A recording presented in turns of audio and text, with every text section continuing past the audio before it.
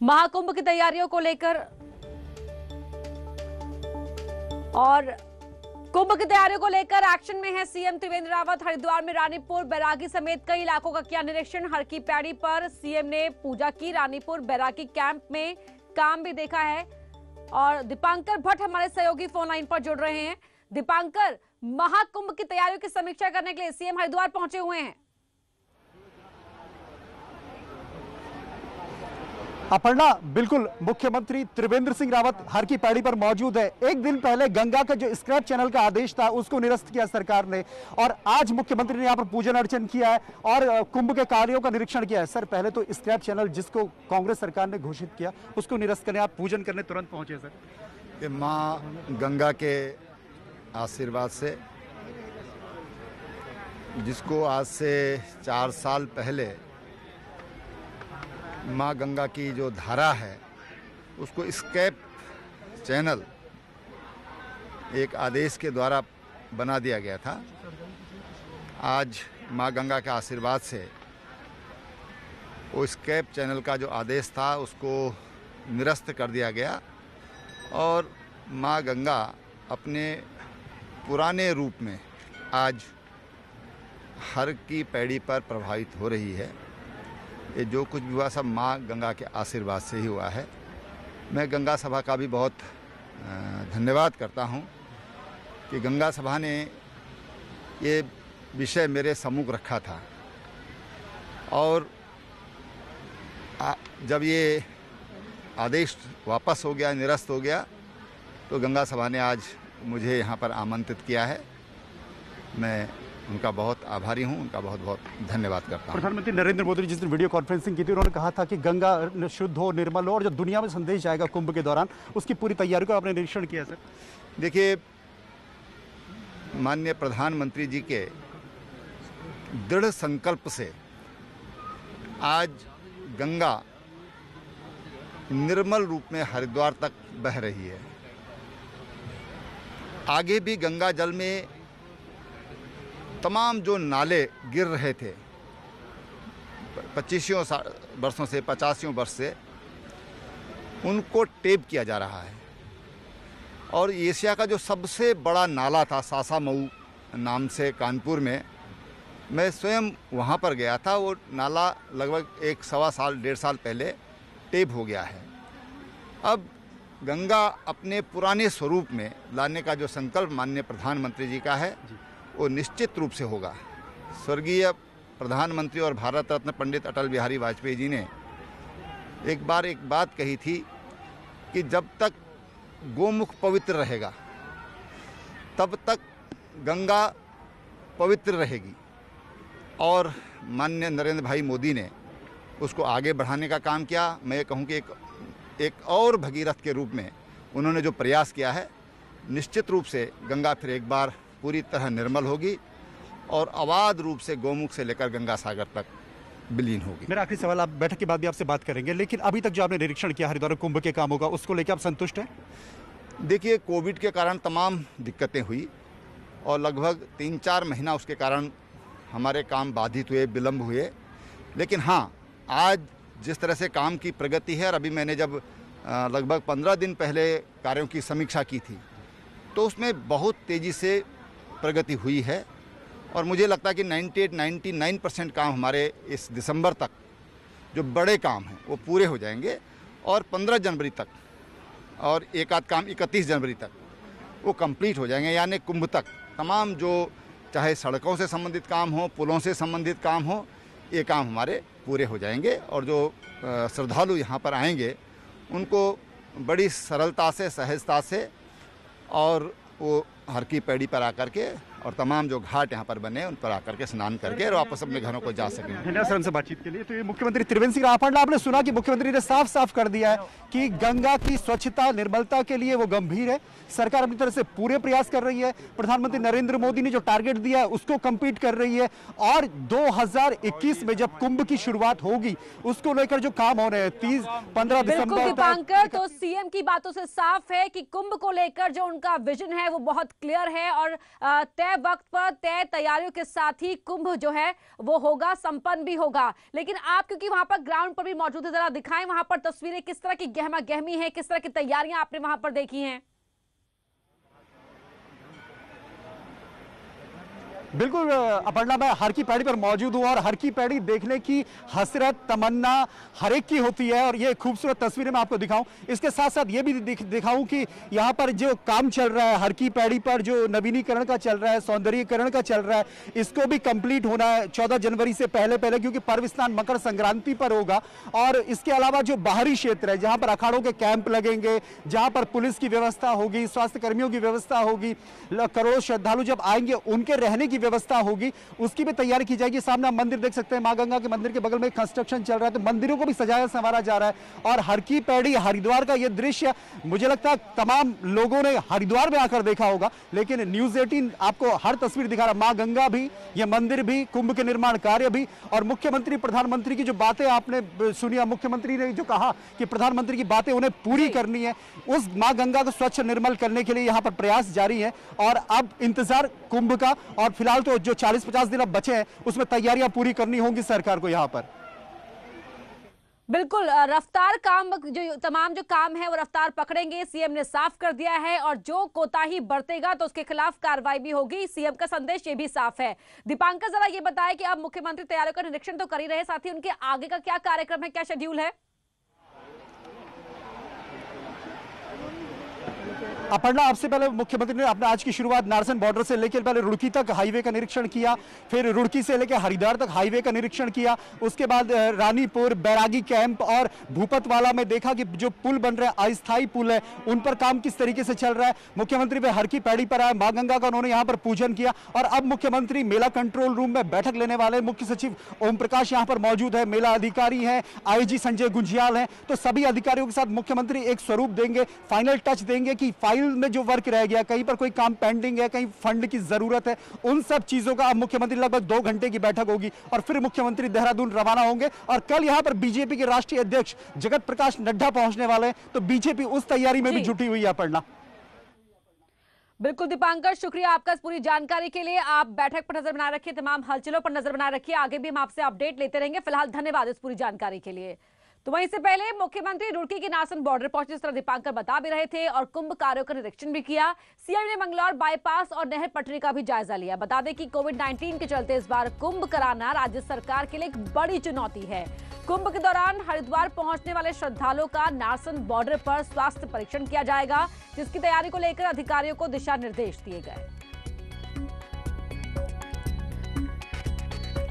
तस्वीरें आप देख रहे हैं, मंगलौर बाईपास का जायजा यहां पर लिया, नहर पटरी का भी सीएम ने जायजा लिया। हमारे राष्ट्रीय राजमार्ग हैं, उनका पूरी तरह तैयार होना बहुत ज़रूरी है और उसी के निरीक्षण के लिए हम आज यहाँ पर आए हैं। सही समय पर सड़कों का निर्माण का कार्य संपन्न हो जाए ताकि कुंभ निर्बाध संपन्न हो सके।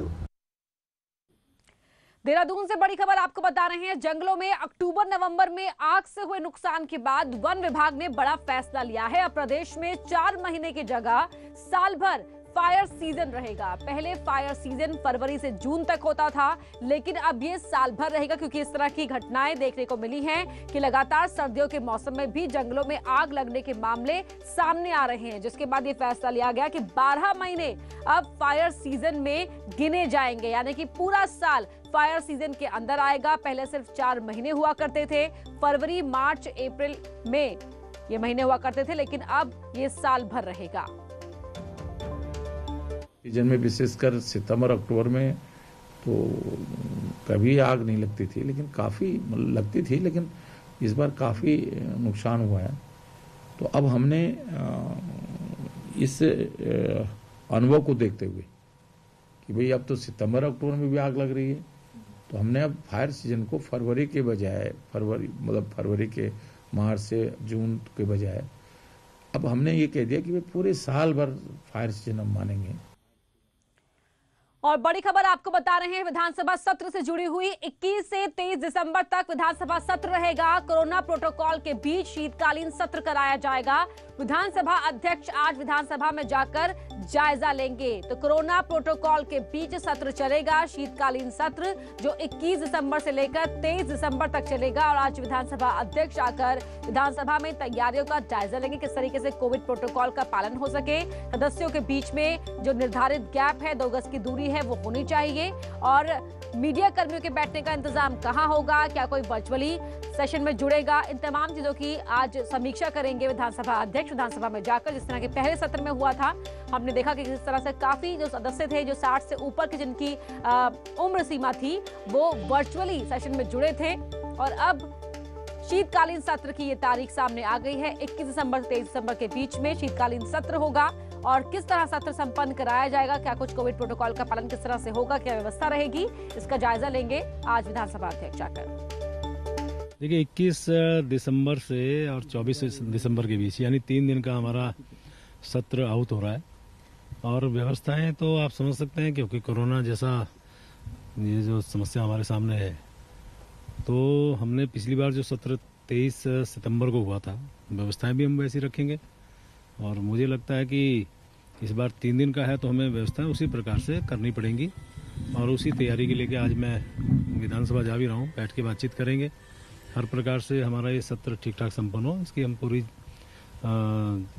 तैयारी के साथ हम लोग अपना खाका।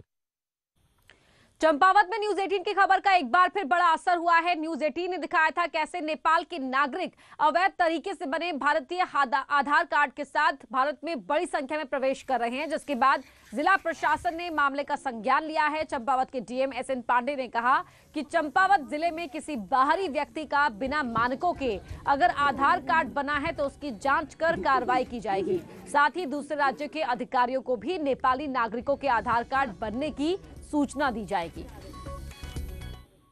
यदि हमारे जनपद में ऐसा किसी बाहरी व्यक्ति का आधार कार्ड बना है जो आधार कार्ड की अर्हता नहीं रखता है, तो उसके संबंध में हम जांच करवाएंगे।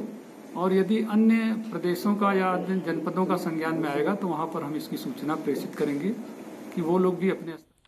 टिहरी जिले में परिवहन विभाग की लापरवाही आम लोगों पर भारी पड़ रही है। ऋषिकेश, चंबा, नई टिहरी, घनसाली प्रतापनगर सड़क पर बिना नंबर प्लेट और बिना RTO पास जो गाड़ियां हैं सड़कों पर दौड़ रही हैं। हालांकि परिवहन महकमे द्वारा की जा रही चेकिंग पर भी सवाल उठ रहे हैं। वहीं मामले में ARTO का कहना है कि उनके विभाग की ओर से लगातार चेकिंग अभियान चलाया जा रहा है और ऐसी गाड़ियों का चालान कर सीज करने की कार्रवाई की जा रही है।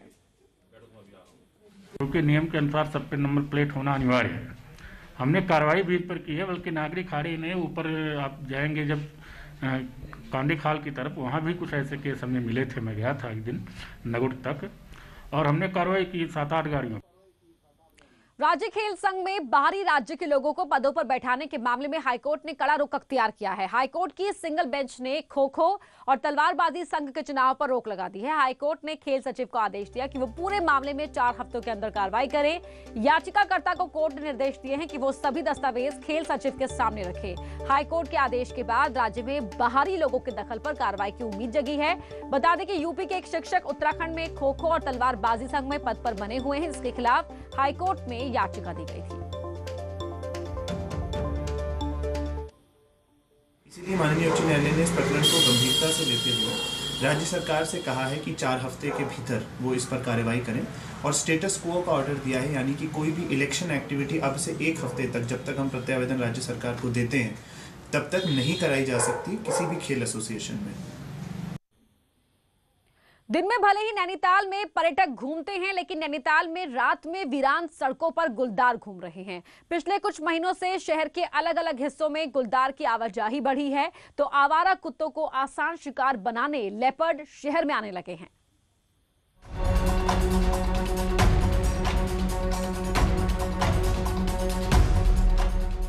रात में नैनीताल की इस रोशनी में गुलदार घूम रहे हैं।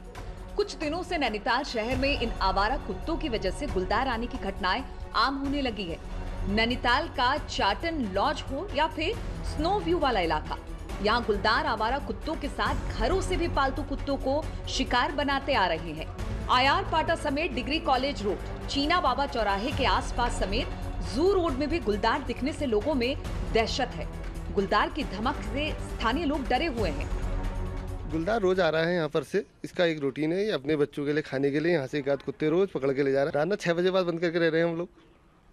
सुबह 6, 7, 7:30 बजे से पहले बाहर नहीं आते हम लोग। तो इन कुत्तों की वजह से गुलदारों का सबसे ज़्यादा कारण हो चुका है। मैंने आपको बताया ना अभी, क्योंकि जंगलों में देखो पार्टी हो रही है, खूब ब्लूटूथ स्पीकर बज रहे हैं, तो जानवर क्या है, जंगली जानवर भी बचने के लिए जाएगा। अब उसको जो अंधेरा दिखा, गलियाँ दिखी, तो वहाँ घुसेगा, अब उसको खाना मिलेगा तो अटैक करेगा ही करेगा। दरअसल पिछले कुछ महीनों से शहर के आबादी में गुलदार के आने की घटनाएं बढ़ी हैं।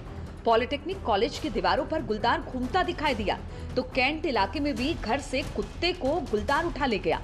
ऐसे ही कई मामलों में गुलदार कैमरे में कैद हुए हैं। हालांकि विभाग के पास अब भी कोई ठोस प्लान नहीं है। वर्तमान में तो गश्त करवाई जा रही है और कहीं कहीं पटाखे दिए जा रहे हैं ताकि पटाखे फोड़ के लेपर्ड उस एरिया में ना आए। उसके लिए ऊपर के लिए लिखा गया है, वहाँ से जैसी परमिशन मिलती है तो फिर पिंजरा लगाने की कार्रवाई की जाएगी। जिस तरह से शहर में गुलदारों की आवाजाही बढ़ी है, उससे लोगों में डर होना स्वाभाविक है। ऐसे में वन विभाग ने अब भी इनको पकड़ने के लिए कोई कदम नहीं उठाए तो कोई बड़ा हादसा हो सकता है।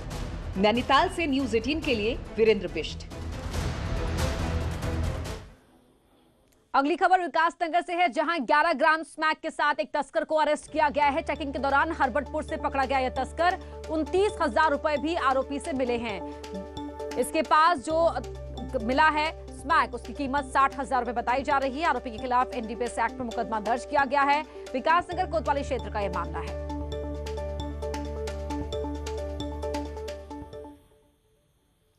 वहीं पटेल नगर थाना क्षेत्र में दिन दहाड़े ठगी हुई है। दुर्गा मंदिर इलाके में हुई इस ठगी के चलते 2 बाइक सवार युवकों ने खुद को पुलिस वाला बताकर महिला के साथ ठगी की है। महिला से सोने के कंगन और चेन लेकर ये बदमाश फरार हो गए। दुर्गा मंदिर इलाका जहां पर महिला को पुलिस वाला बताया, इन युवकों ने खुद को अपने आप को पुलिस वाला बताकर महिला के सोने के कंगन और चेन लेकर ये युवक फरार हो गए।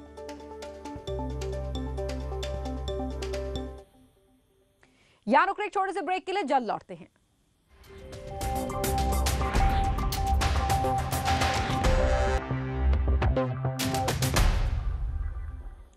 आखिरकार 4 साल तक चले सियासी बवाल के बाद गंगा को एस्केप चैनल से मुक्ति मिल गई। त्रिवेंद्र रावत सरकार ने साल 2016 के आवास विभाग द्वारा जारी उस शासनादेश में संशोधन कर दिया है, जिसमें हरिद्वार में हर की पैड़ी में गंगा की धारा को एस्केप चैनल नाम दे दिया गया था।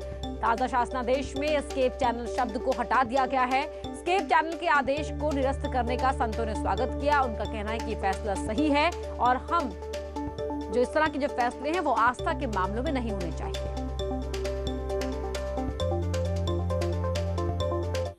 देखो, वो गंगा की धारा थी, गंगा की धारा है और गंगा की धारा रहेगी। तो हम माननीय मुख्यमंत्री त्रिवेंद्र सिंह रावत जी के इस निर्णय का बहुत स्वागत करते हैं और सत्ता के शीर्ष पदों पर बैठे हुए लोगों को स्वयं अवलोकन करके पहले ही इन चीज़ों को कर देना चाहिए, क्योंकि करोड़ों हिंदुओं की आस्था का ये प्रश्न नहीं है। जैसे जैसे गंगा गोमुख से निकलती हुई सागर तक जाती है और ये सबको ही नवजीवन प्रदान करती है। पहाड़ में जड़ी बूटियों का भंडार है, ऐसे में कई महिलाएं और आजीविका संगठन इसका इस्तेमाल स्वरोजगार के लिए कर रहे हैं। इन्हीं में से एक है सिलबट्टे से पीसा हुआ नमक, जो कई महिलाओं के लिए वरदान साबित हो रहा है।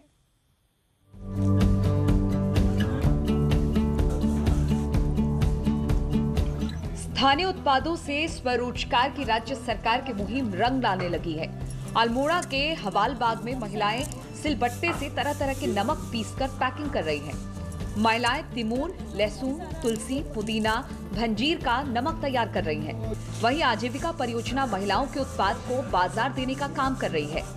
और यहाँ पे हम 7 प्रकार का नमक हमने तैयार किया है। आप देखोगे तो आपको भी अच्छा लगेगा कि अलग अलग प्रकार के, और उसमें महिलाओं को रोजगार मिल रहा है। और ये अच्छी बात है कि 100 ग्राम का जो है काफी अच्छा रेट हमें मिलता है उसमें। महिलाएं भी अपने घर का काम निपटाने के बाद नमक पीसने और उसकी पैकिंग कर रही हैं, जिससे महिलाओं को अपने घर के पास ही रोजगार मिल सके, जिससे महिलाएं भी काफी खुश हैं। और एक तो हम भांग का नमक बना रहे हैं और एक हम बना रहे हैं पुदीना वाला नमक बना रहे हैं और अब एक बना रहे हैं हम जीरा वाला नमक बना रहे हैं और 3-4 प्रकार के बना रहे हैं, और एक बना रहे हैं हम खाली लहसुन हो गया, मिर्च हो गया, ये अलग बना रहे हैं। 4 प्रकार का नमक बना रहे हैं। पहाड़ में ऐसी कई जड़ी बूटी है जिनका इस्तेमाल कर स्वरोजगार किया जा सकता है और कोरोना काल में इम्यूनिटी बढ़ाई जा सकती है। नमक के बिना तो किसी भी चीज में स्वाद नहीं, और अगर नमक में तिमोर, लहसुन, तुलसी, पुदीना, भंजीर डालकर पीसा जाए तो स्वाद भी बदल जाता है।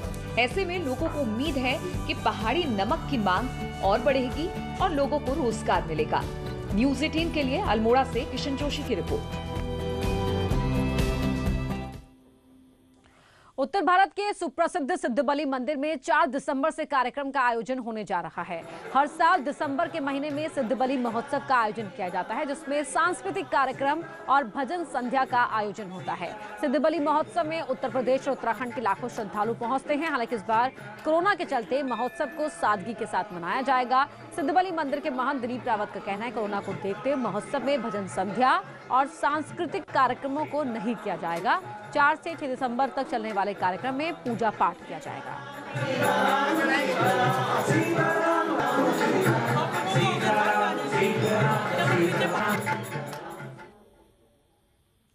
इस बुलेटिन में इतना ही। आगे देखिए खबरें तेज रफ्तार में।